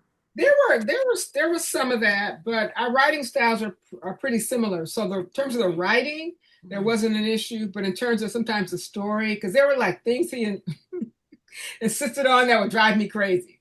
There's this one scene where the woman she's never going to appear again, and I didn't really realize that because I would have argued harder. He wants her to have on a blazer because she's in a park to be professional. I'm thinking she should have on a jogging suit. I mean, see how minor that is. But it was just like I just finally gave up. It just didn't make sense. But because I'm the fashionista in this relationship. But okay. Sometimes you just have to I had a very valid reason for wanting her to be in a blazer. But it doesn't. But it didn't apply with real life because the people dress down now, whether they're professional or not. But nobody goes to a park wearing a blazer. And the person never appeared again. That's what made it even worse. Because you don't even think about that. But I don't think it would have changed. In my opinion, it wouldn't have changed anything about the scene for her to be in the jogging suit. But let's not dwell on the past. Well, she was in the park with the blazer on. So that means when she sits down on the park bench, she's going to be worried about getting her blazer dirty. Pamela's not representing the scene correctly. She wasn't in the park for a recreational purpose. She was there representing a very a very important businessman. She's a representative of someone else who's very important, and she's there to meet someone. She's not there to go jogging or to recreate in And the she's park. approaching this She's there person, on business. and to That's why me, she's being a blazer. But anyway, no, whatever. no. I didn't mean, look, I didn't mean to dig up some old feelings about this now. Wounds, you didn't mean to wounds, put salt in old wounds. these wounds are so deep. Anyway. Now, I want to know, how do you maintain the same tone, so people don't think it's two different people? Well, even though they know it's two people writing the book, but how do you make it not read like it's two separate Right. thought patterns? Again, our writing style's the same, and two, he's writing his Jackson's voice. I'm writing Mackenzie's, so that gives us some separation right there. I mean, I think we both know our characters really well.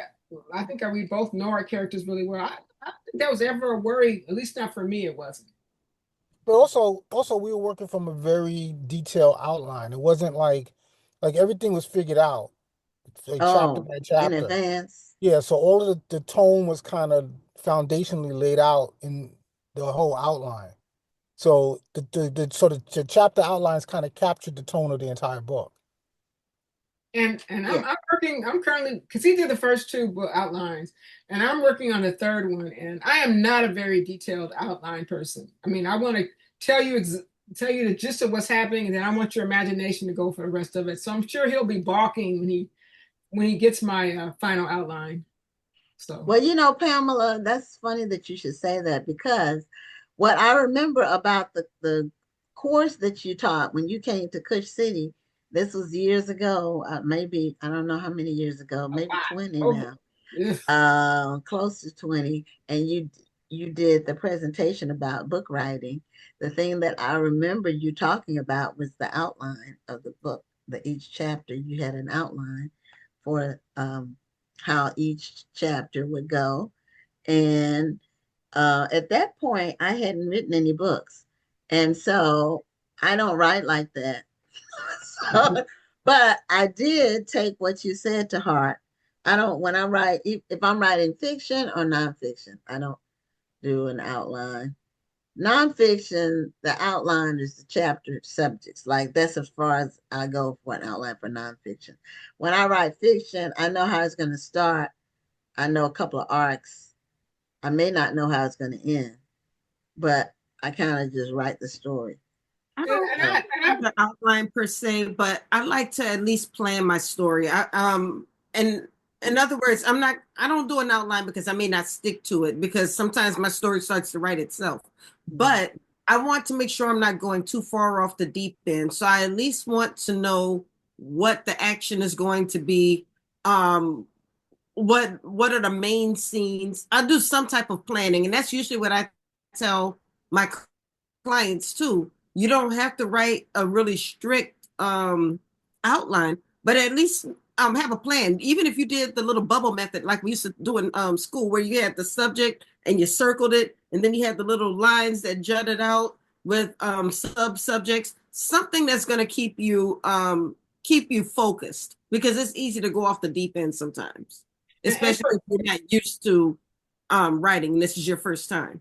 And for me, I do like to outline it from beginning to end. And the reason why I do that, because that first book I wrote, it took me 3 years to write. I just sat down trying to write, didn't know what I was doing. And I found that when I had more structure. But my structure is Bernetta walks into the man walks into the hotel, meets his lover, and he's murdered. And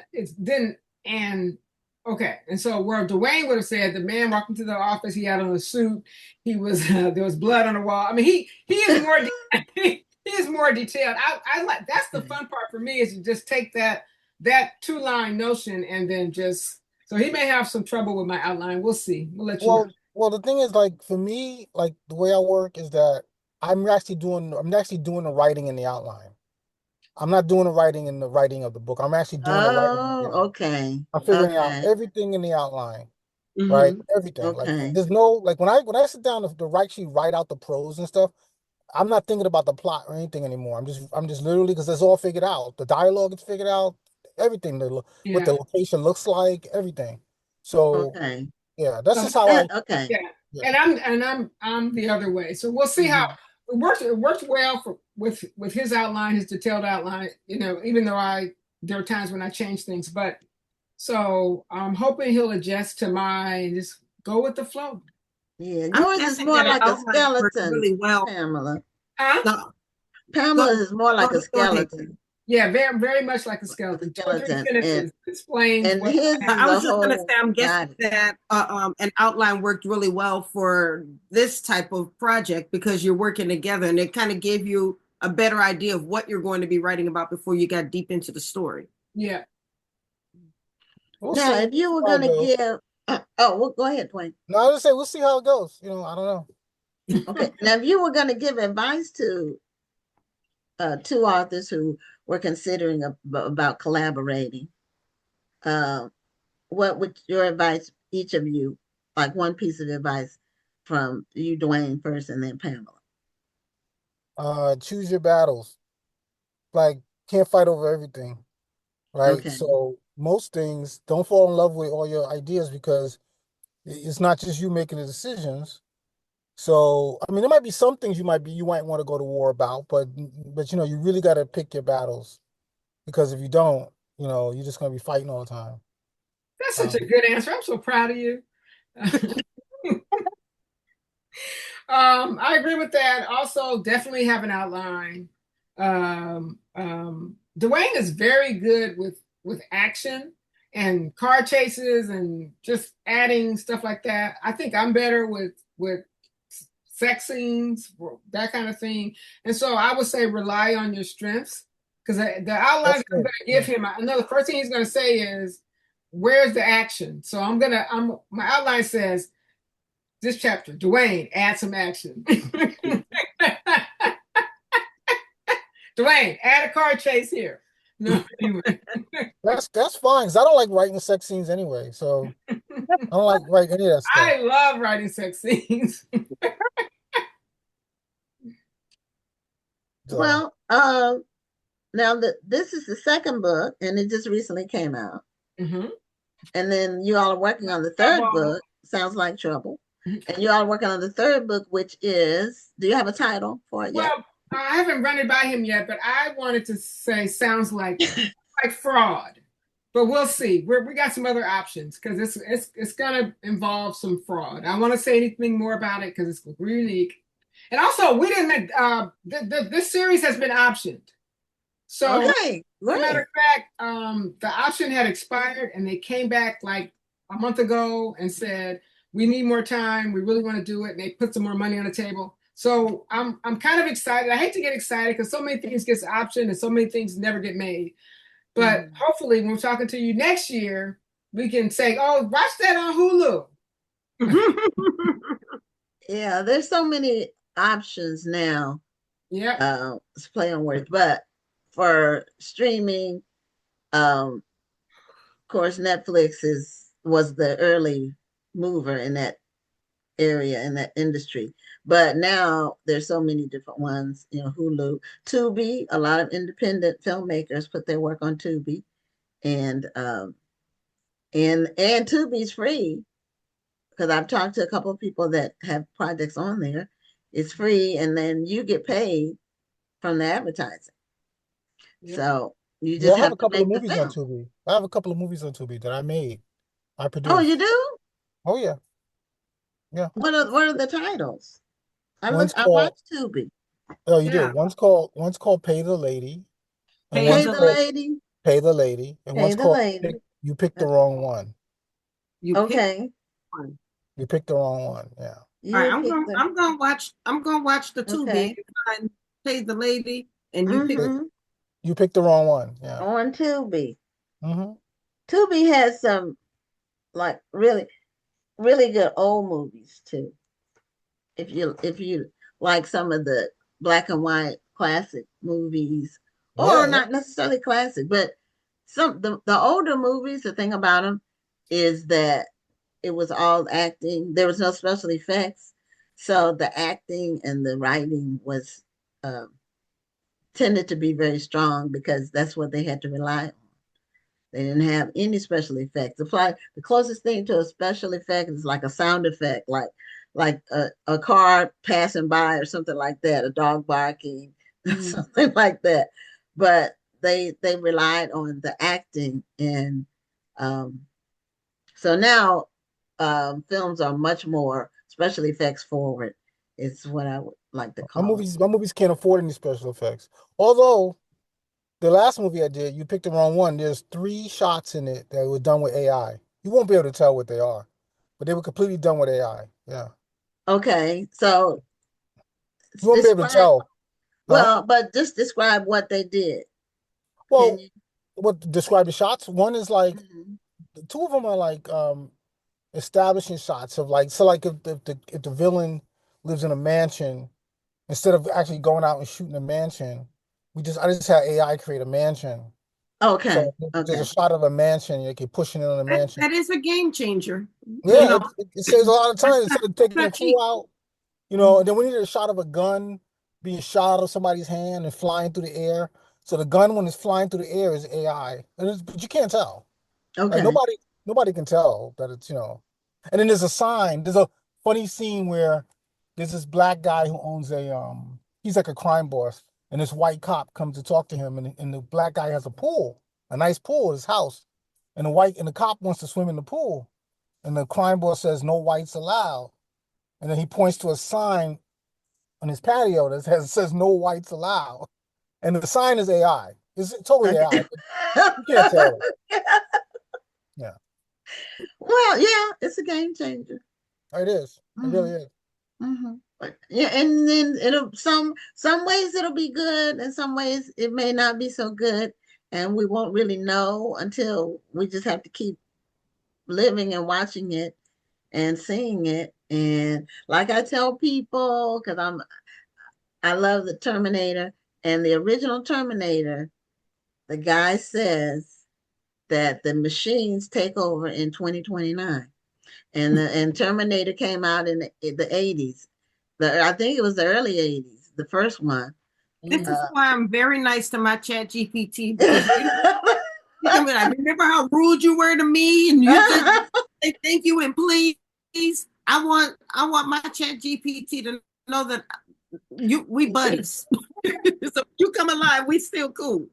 yeah, it's gonna be interesting to see it unfold. That's for sure.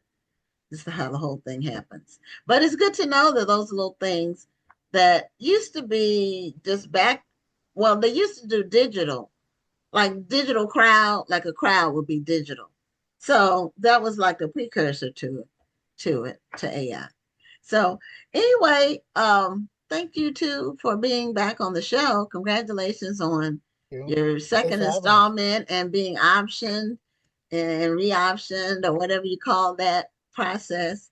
And yeah, I hope when you all come back next year that will be you'll be able to tell us when the movie's going to be on, when it's going to So, be live 24th. streaming or in theaters, either one. I'm excited for you. Congratulations. thank you. Thank you.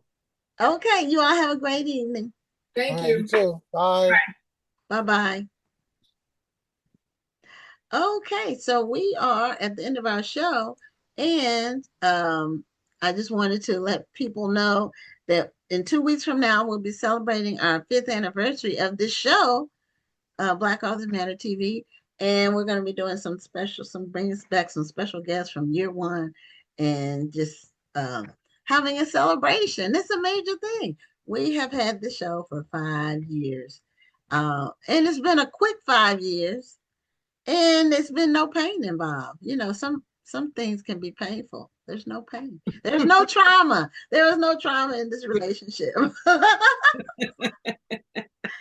anyway, we're out of here for tonight. We'll see you next Tuesday on another episode of Black Authors Matter TV. I'm Gwen Richardson signing off. And I'm Dr. Rhonda Lawson. Have a wonderful evening and a great week. Thank you for tuning in, and join us next Tuesday at 7 p.m. Central, 8 p.m. Eastern for another edition of Black Authors Matter TV.